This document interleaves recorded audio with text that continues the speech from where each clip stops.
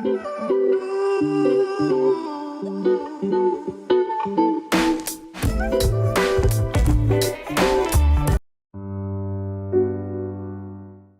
hey everybody, I am back with another woman that has made history, that is amazing, like true to my heart, amazing. And so, this whole series of women in history, I really just tried to pull all of the women that like have just made like an impact on me professionally and personally. And so I'm so happy that Heather is with me today. So I'm gonna let her introduce, tell you about her wonderful, the fund, what they do, how they do it. You guys are gonna be amazed today. So stay tuned into this one. So Heather, let's go for it. Yeah, great to see you, Charles. Thanks for having Oh, me. always. I'm so glad you came. Yeah, I feel really honored. It's a little intimidating to be in this space, but I'm going to do the best that I can. So I'm Heather Anichini, and I run the Chicago Public Education Fund. You know the fund Yes, pretty I love well. the fun. We work with educators and principals, particularly all across Chicago. And we try really hard to listen to what it is that you all want and to make sure that you have the support you need. I think principals do the hardest job on the planet. Yeah. You know, I believe that. Yeah, no, So you I do, feel you really do. blessed to be able to support And it. I would say when I first met you, I was like, oh my God, is this someone advocating for us or what is going on? And then the biggest thing about, there's a couple things. The first one is when I had talked to Sean Jackson, and Sean was like, you seem like you're down. Go find Heather and lay on her couch. And he said, and when you leave her couch, you'll feel better. And he was right. Then the second big moment for me was I got a chance to introduce you at Maggiano's. For our Fund 4 or 5 event. Yes, Yeah, I remember yeah. that. It was the Heather effect. And I still believe that. So people talked about the Oprah You effect. tried to make me cry right I before said I had to give a yeah. speech. I That's what you said the did. I Heather remember. effect. Yeah. So Heather has been like a champion for principals and educators for how many years now? I've been in this job 12 years, but in and around Chicago Public Schools for 23 now. See, and no one would ever guess that. You guys still think she's in her 30s, and she is. But talk to me about like what drew you to that? Like what made you say, this is what I am destined to do? Yeah, that's it's a tough question. I get asked it by young people a lot, and I try to say like, there's no 5-year strategic Right. plan that lands you Yeah. in this job, right? But for me, I started in school community programs at Manly High School. We've talked Oh, about yeah, that. that's right. And and then I taught and I worked in CPS central office. And the thing that I learned in each of those experiences was that sort of everything good that can happen in a school is driven by a strong leader. And over time, I spent lots of time with great principals. And the more time I spent, the more I thought, you know what, I'm pretty good at listening to what leaders need and then connecting people to get them Yeah. and those needs met. And I love what I do every day. And so when you love what you It do, shows, though. It shows. it makes I it mean, easy to stay, yeah, right? Yeah. So did you ever think that this would be like your trail? Like this is like I'm gonna end up doing something like this? I grew up in a family that really believes in service and thinking about mission of your work, Yeah. right? And what it means. And I think that faith in the work made me think I would do something that would make a difference. Yeah. It took me a while to figure out what I was good at. Okay.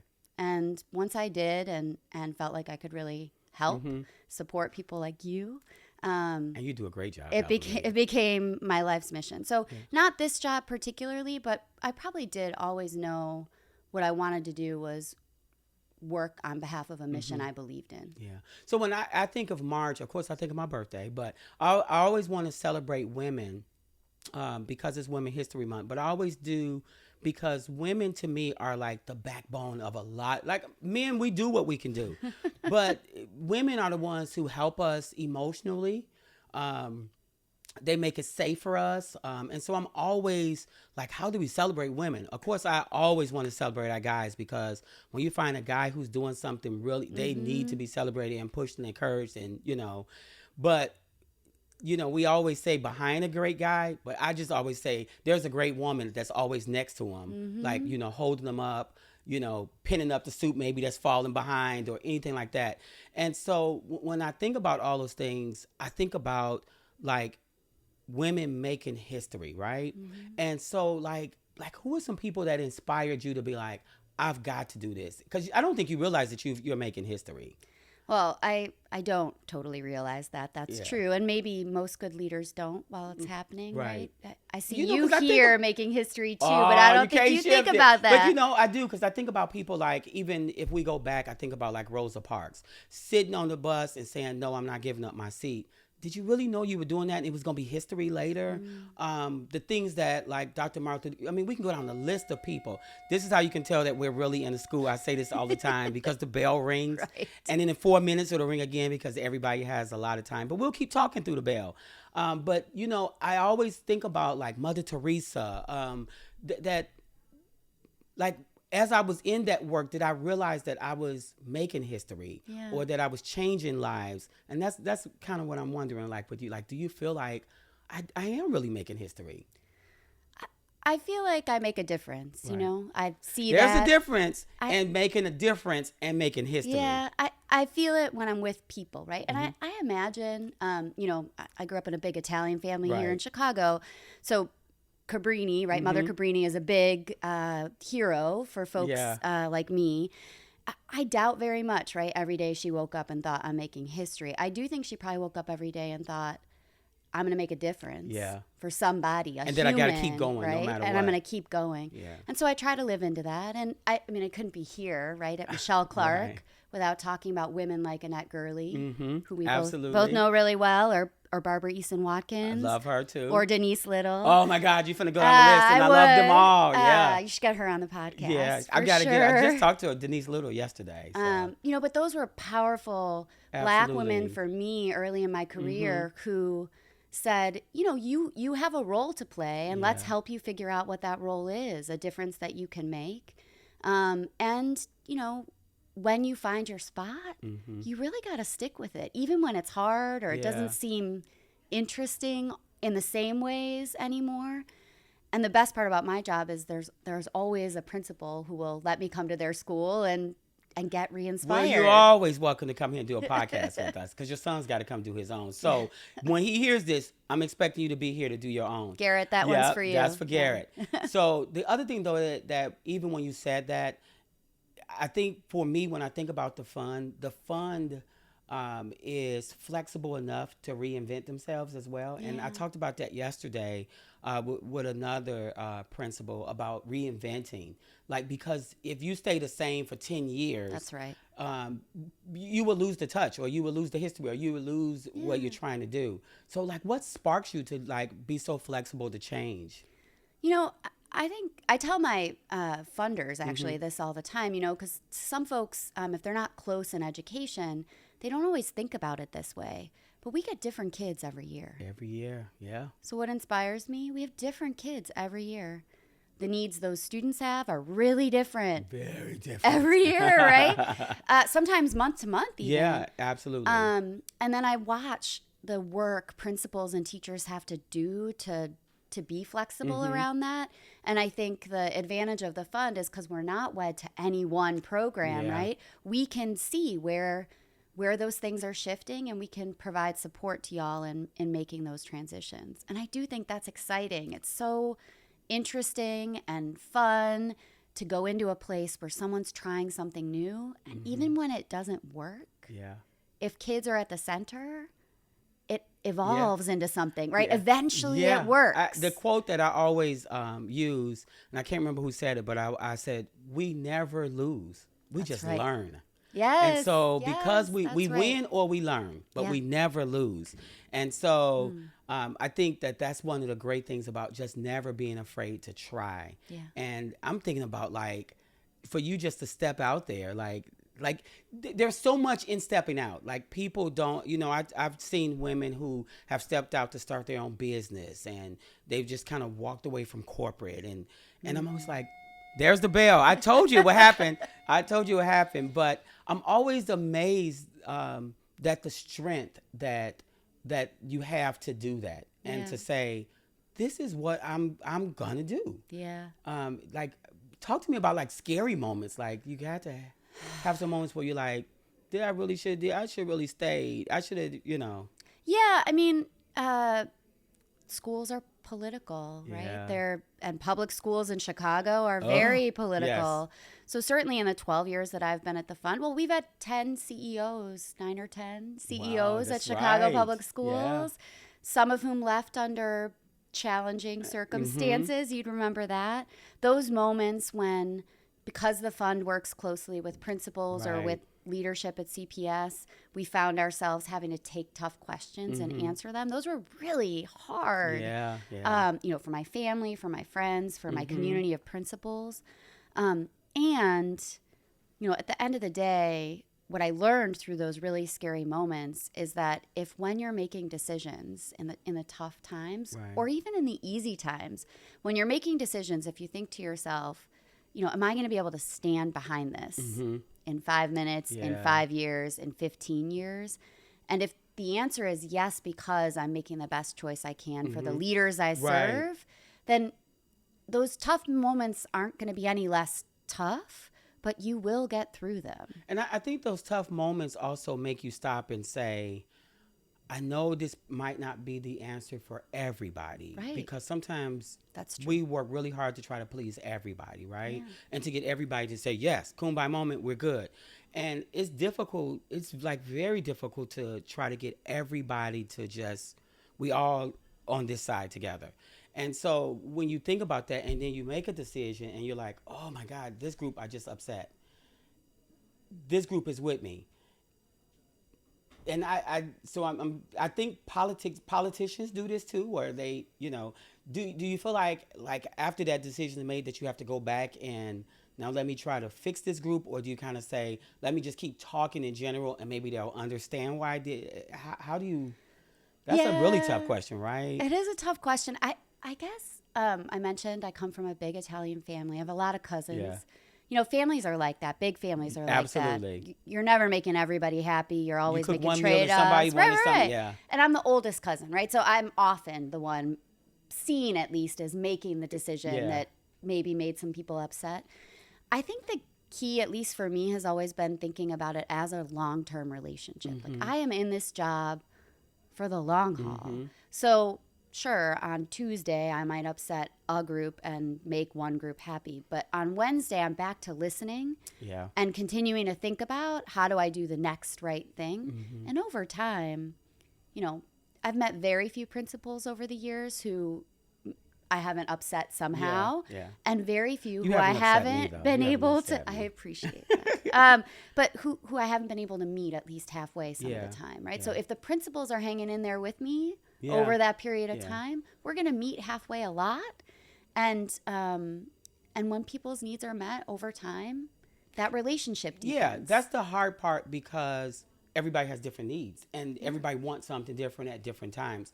The other thing that is always striking to me is that when people have those needs and they want someone to give, they're not always willing to give back or to say, Yeah. let me look, let me stop.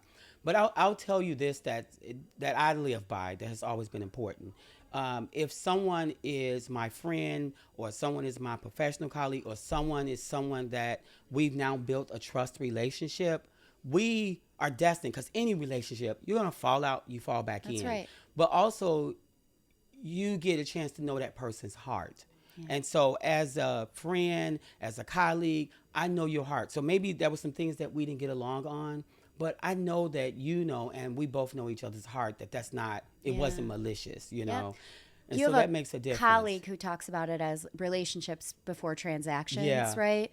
And I agree with that. You have to know people. You have to Mhm. show up at their Yeah. door, listen to what let them Absolutely. come sit on your Yeah. couch, Yeah. and really learn the people. Mm-hmm. And that creates the environment where if you make a tough choice, people give you a little grace. And because we have a relationship, I can tell you that this is how it Yes, impacted me that's versus right. packing my toys up and going home. That's right. And so I think that that's the beauty of relationships. So like, what do we have? Like 500 something principles? More than that, but yeah, 640. 640. I can't keep up.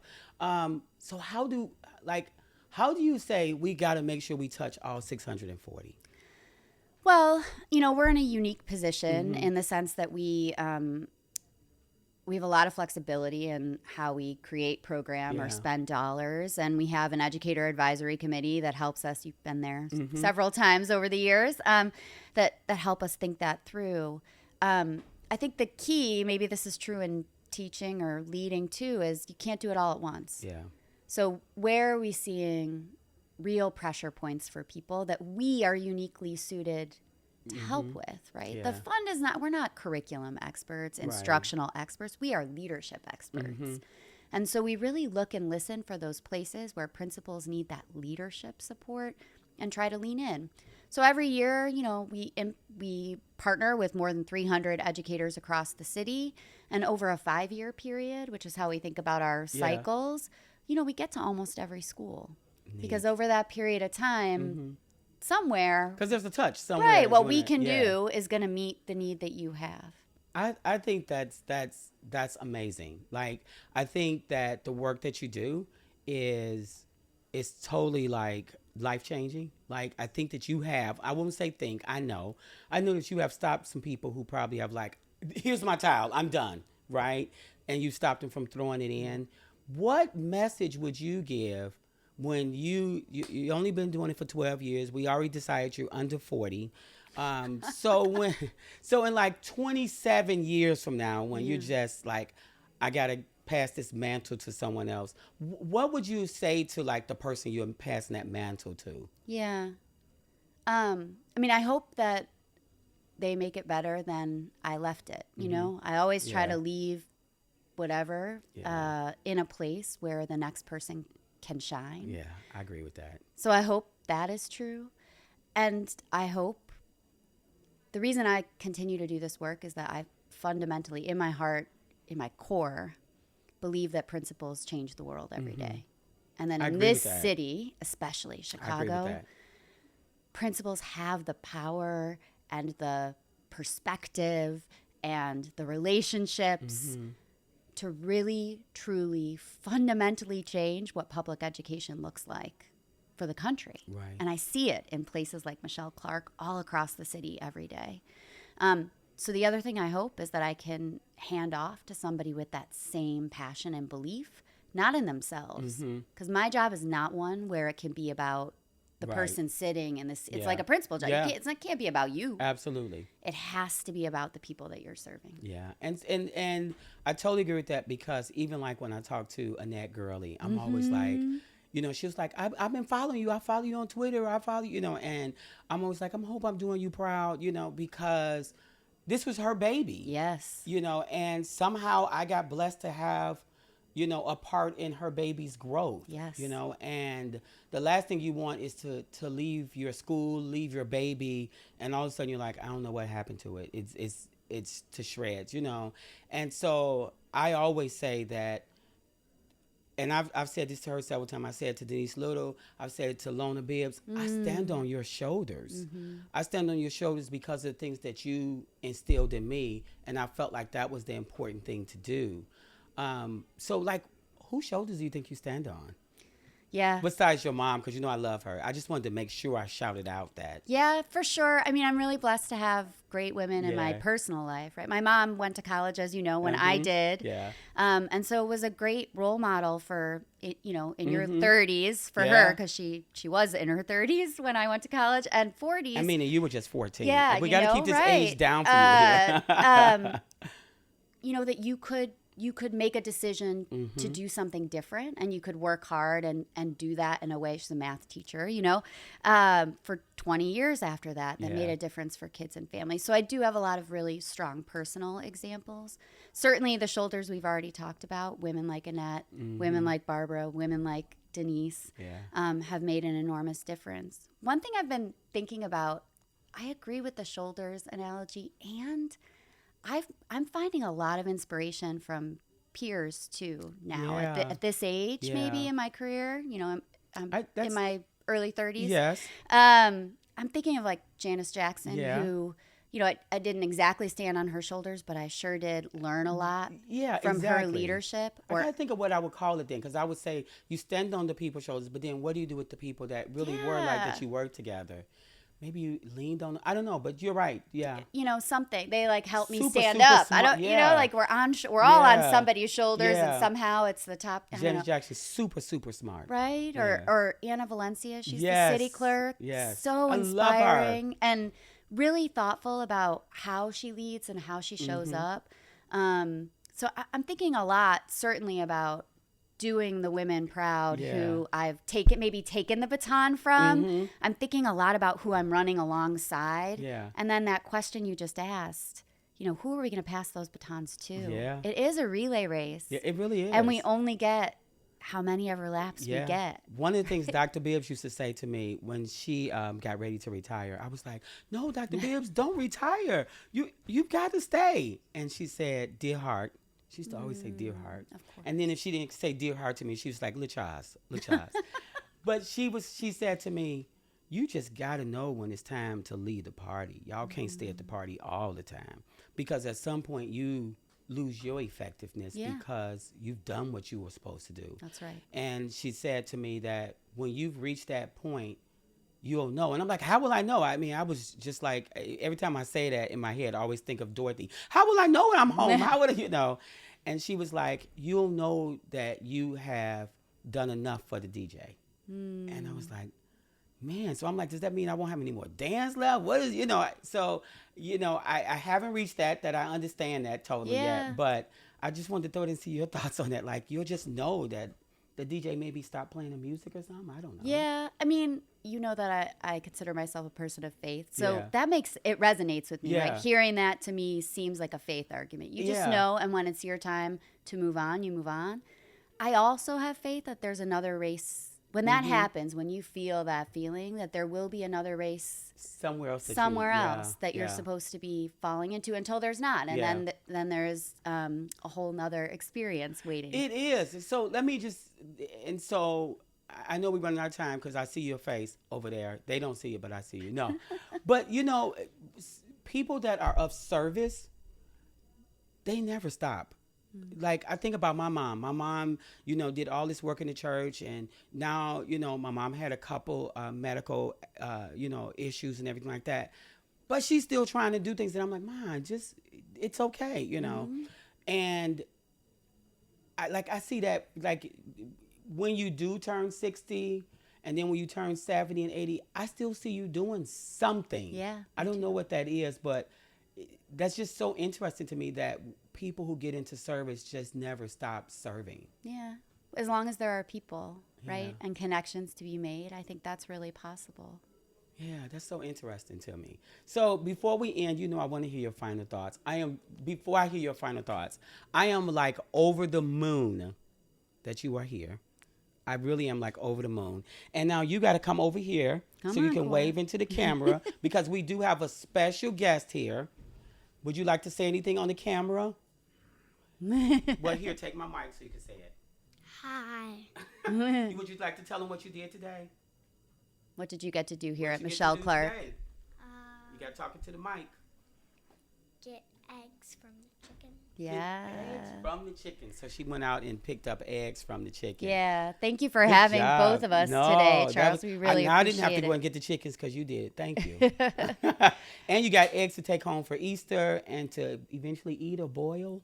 But you guys send me pictures of the decorated eggs. We will do that. And Definitely. one of the best parts about my job is going home every day and telling my kids about the schools that I've been in. Mm-hmm. And you know this. Yeah. There was a lot of skepticism about the idea that there might be chickens at a high school. Right. Right? Yeah. So thank you for, proving that I'm not telling fibs at the dinner table. I appreciate that.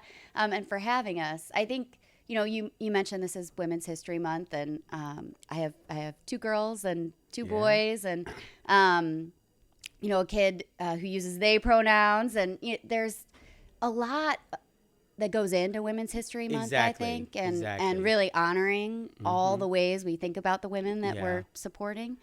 And as the mom of two boys and sitting across from you, I think the most important thing we can do as moms is really think about raising young men who Yes. see and honor and respect women in the way that I know you do and that you work with your students to do here. So I'm really grateful for that Yeah. part of it too, Charles. And that's why this was so all of it. important to me, because I wanted not only for us to have conversation with powerful women, and even when I use the word powerful, because I think every woman you meet has some power, but I also wanted people to be able to hear, like, just that being able to honor people, Yeah. because I think that we've become a society that we're not always as grateful as we can be. Yeah. And I say to my staff all the time, we never know what it took for a kid to get here. That's But right. we also never know what it took for an adult to get here. Mm-hmm. And we also don't know that what it's going to take for them to get back home. Yeah.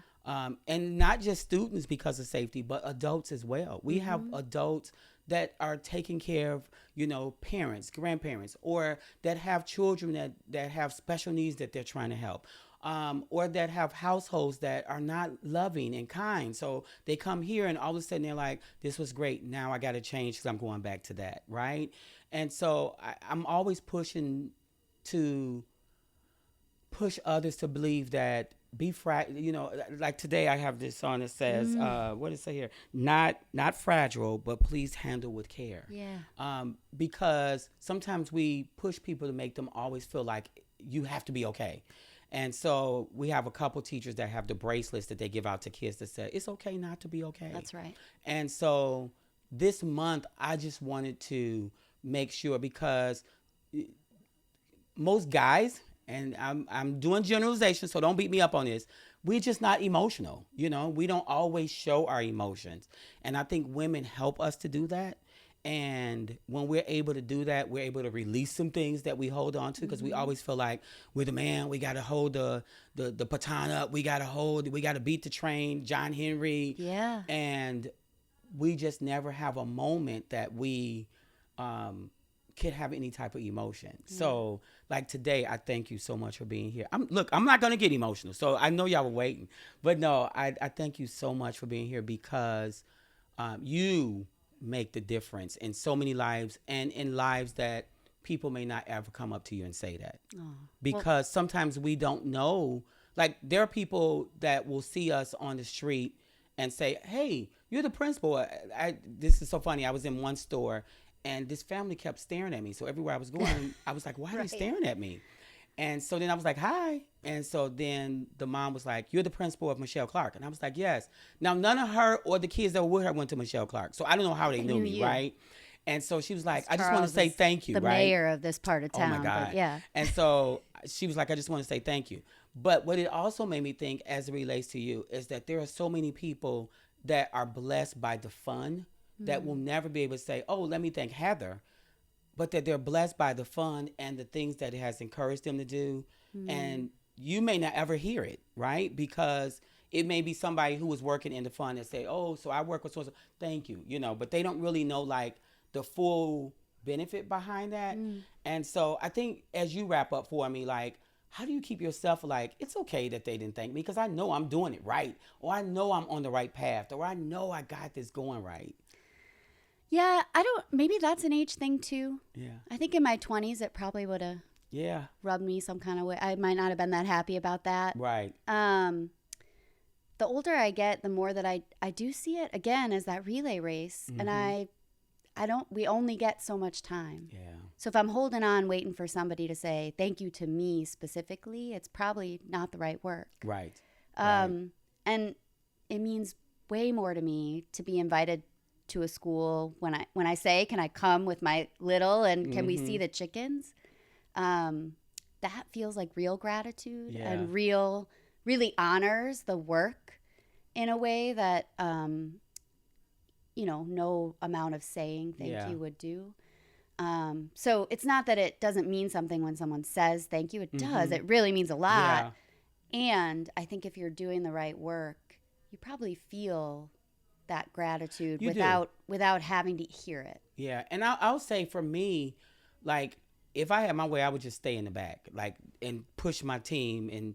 And when I hear them say, oh my God, look at the black man you got doing this, or your one teacher did this, I'm like, that was good. And that was like, that's enough for me, because then they don't have to know what I did to make that happen. I'm just glad that they got the benefit of it. It's happening. Yeah. And you know it's happening right. because of the culture and the community that you've built. Yeah. And I think that as a leader, especially if you've been in a place for a little while, that's the most important thing. It really is the is. culture, if I wasn't here tomorrow Mm-hmm. for whatever reason, Yeah. the culture would sustain the people that are Absolutely. here. Absolutely. And you feel that every time you walk in this place, for sure. Thank you. We really try that. Yeah. So we're gonna sign off, but I do really want you to have your last words. You really should have the last words. Thank you.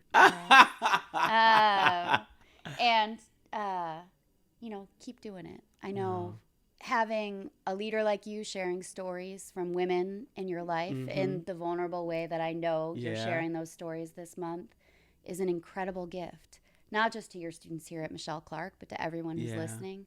So, even with the bells and all the other things you could be doing right now, keep telling those stories and leading with that example. We're all so grateful and lucky. Thank for you. Thank you. Yeah. So this is us signing off. You guys don't want to miss the next episode. This is episode 2. We got a few more of just women telling their stories and stepping out there. Until next time, this is Principal Andersonette, Michelle Clark. Thank you. Thank you. Bye, everybody.